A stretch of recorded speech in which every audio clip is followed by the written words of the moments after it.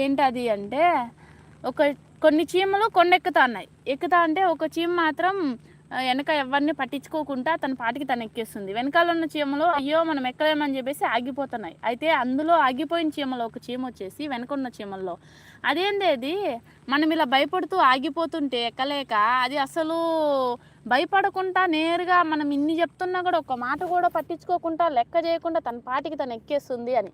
అయితే ఇంకో చీమ అన్నది తనకి చెవుడు మనం చెప్పేది వినిపించదు, ప్లస్ తను ఎక్కాలన్న గమ్యంతో ఎక్కేస్తుంది, ముందు వెనక ఏం జరిగినా కూడా పట్టించుకోదు అని. అలా ఇప్పుడు దీన్ని బట్టి మీకు ఏం అర్థమైంది అంటే అక్కడ వెళ్తా ఉన్నది కదా ఒక ఆమె చెవులో దూది పెట్టుకొని వెళ్తా ఉంది. వాళ్ళు ఏం అన్నా కూడా వినిపించదు. వాళ్ళు అన్న మాటలు పట్టించుకుంటే తను వెళ్ళే దారిలో వెళ్ళలేదు. తను వెళ్ళే దారి తనకి మంచిది కాబట్టి ఎదుటి వాళ్ళు ఏమన్నా పట్టించుకోదు. ఎందుకంటే వాళ్ళేం ఒక పూట పిలిచి అన్నం పెట్టలేదు, ప్లస్ తనకు కావాల్సినవి ఒకవేళ తను చేసే పని నిలిపేసినా తన అవసరాలను తీర్చడానికి వాళ్ళేం ముందుకు రారుగా. అలాంటప్పుడు వాళ్ళకి ఎందుకు తను ఏం చేస్తే కదా, అంతే కదా.